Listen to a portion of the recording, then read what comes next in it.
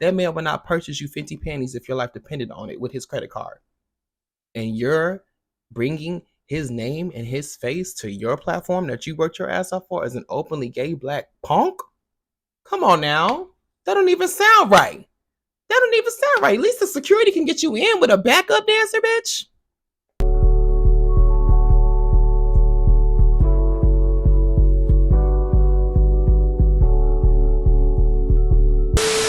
YouTube, what's up, baby? I missed y'all. I know y'all missed me too. I'm being consistent, y'all.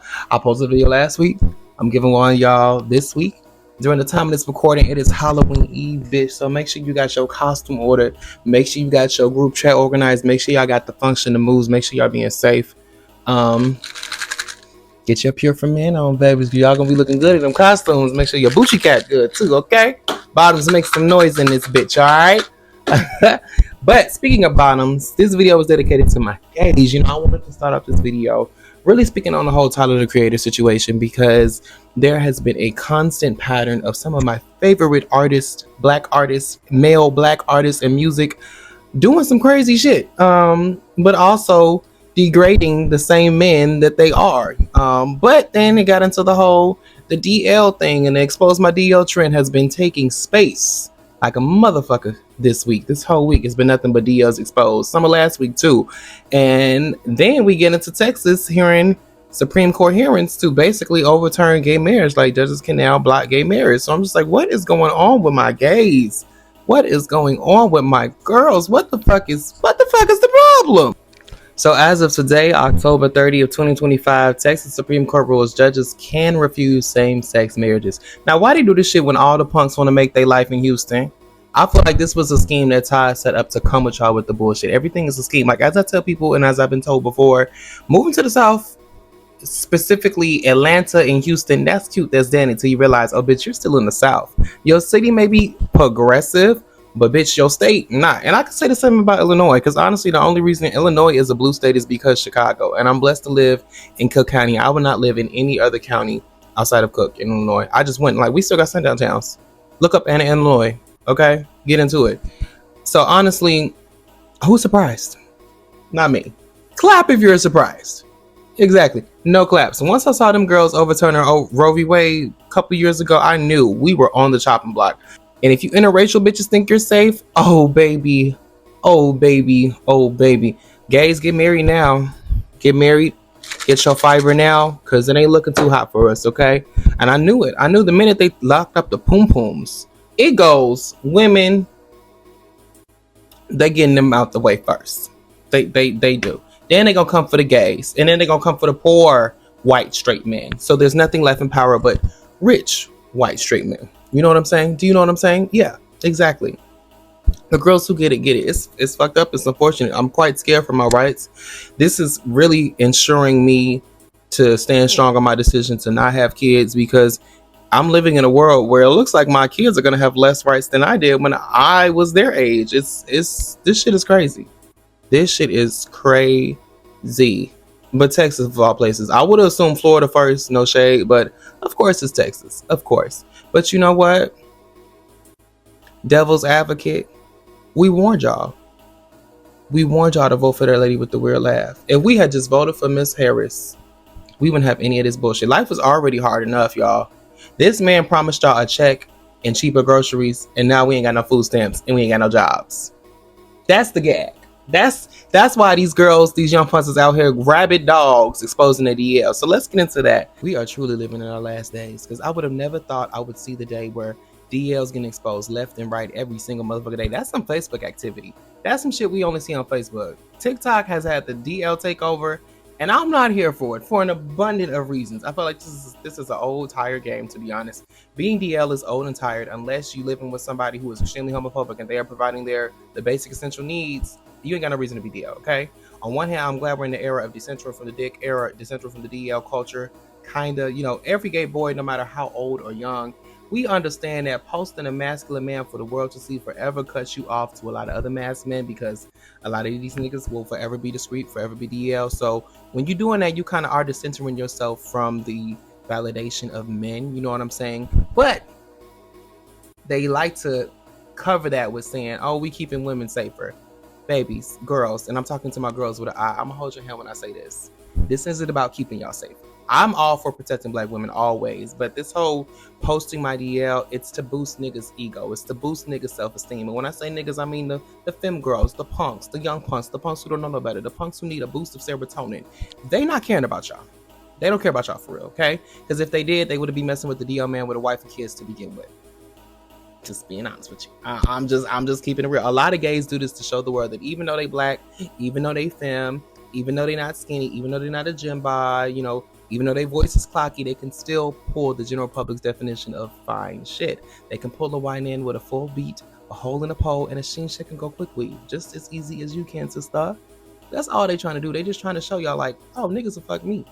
Period. So who are you to think that we unfuckable, we untouchable, because we exposing y'all DLs? That's all this is. You know, it's the fact that the DL man is like second in the trade heteronormative totem pole that gets a lot of the girls, my girls, I mean gays like me, excited to pull them. You know what I'm saying? It makes us feel good. It gives a lot of gays a boost of self-esteem while ignoring the fact that this same man wouldn't even take you to your local Golden Corral because he's in fear of seeing his Bible study roommates. This man will be deep in your pussy, but wouldn't even take you to Fenty to get some Christmas panties if you needed them like your life depended on them. Whole different conversation. What a lot of these young punks, and I'm talking to the young punks, they don't realize how evil an exposed man can get. Ain't nothing scarier than a broke man, okay? Especially a broke man who ain't got nothing to lose. And as somebody who dealt with one last year who stole my phone, stalked me, and deleted half of my videos on YouTube and was coming from my TikTok, Instagram, and there, and stole money from me, trust me, y'all, you don't want them issues. A lot of y'all are still living with your mama, still living with your daddy, still living with somebody who ain't got nothing to do with the bullshit that you pulling online. And the last thing you want to see is seeing them get hurt from your bullshit, seeing them get caught in the crossfire that didn't even need to have shots to begin with, right? Right? And I get it. When you're young, you do stupid shit. But the thing is, digital footprint is very real, and you never know what opportunities you're blocking as an openly gay black man exposing a DL man. Okay? At this point in time, you know, when you get a little bit older, like I'm 25, as someone who has lived life, I now understand that I am a high package individual. I am a hot commodity, okay? I am precious cargo. Me talking to a DL man brings my clout down, brings my net worth down, and brings his up. And y'all gotta look at yourselves as such. Exposing a DL man only brings your clout down, okay? It brings his up, brings yours down. It's nothing to be proud of, even when you a young punk, okay? I'm gonna need us to have a little bit more self-respect, self-esteem, because like I said, that man would not purchase you 50 panties if your life depended on it with his credit card.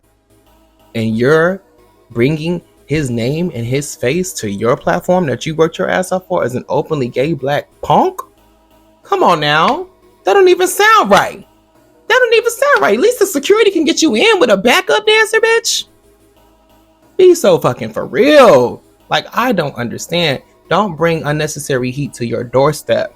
Because even if you are staying by yourself, that nigga can easily crash out. And because you exposed him, and because we are queer, and because we are black, and because we are femme, the public's opinion on you being in trouble or you unfortunately losing your life will not be in your favor. As we have seen time and time again. Like, have we not all watched Pose? Like we're going back, y'all. We're digressing. We can't even get married in Texas no more. And I doubt that Texas is going to be the only state to follow suit. This is just the first of many states to fall in line with what Texas is doing. We got bigger fish to fry than exposing DL men. Okay? We need to rally up the troops. We need to get it together. We need to bring back the community in the LGBTQ community. And this is supposed to be sisterhood, and it's just not feeling like sisterhood to me. It's just not. And you know what's not feeling like sisterhood? Why all of the great black artists who, you know, dabble into things a little bit fruity, they all be down to black men. Why? I love Frank. I love Tyler. I love Steve. I love all of their music. I really do. But the whole Tyler the Creator situation last week reminded me of how, like, you know, he made some tweets, just like Steve Lacy made some tweets, about like not ever dating black men and not being attracted to black men. And my question is why?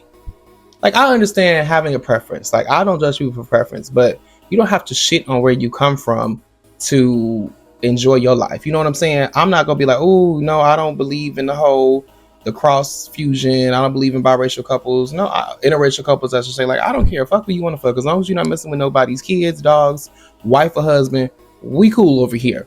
But don't down your own race for whatever reason. But then I remember that being anti-black brings you more capital in America. Honestly, you could say in the world. Being pro-black brings you less capital.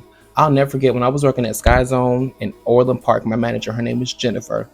I remember she came to me, said, "Hey, Blake, how you doing?" I was like, "Hey, girl, I'm good." She said, "You Super Bowl?" I was like, "Yeah, I loved it. I really just watched for the halftime show." She was like, "Oh, I love Beyonce, but I just don't understand why she would bring that, to the Super Bowl. If you want to do that on your own platform." Jennifer was a white woman in a white suburb. I'm sure a lot of opportunities closed for Beyonce that came or might have come from white people who really believed in her before the Super Bowl happened, and Beyonce don't need them. So she's like, "Cool, those doors can close. Fuck your doors, bitch." But a lot of times when you are pro-black, a lot of opportunities do close for you. People deem you too ghetto. People deem you're not educated enough. People think you're not worthy. People think you don't have the experience. People think you don't have the skills, or you just may not blend in working in a mostly white environment. And that's unfortunate, but it is the reality of what it is. You know what I'm saying? But when you're anti-black, nobody really dots an I, because we live in an anti-black society, even though black people built this country. Whole different conversation.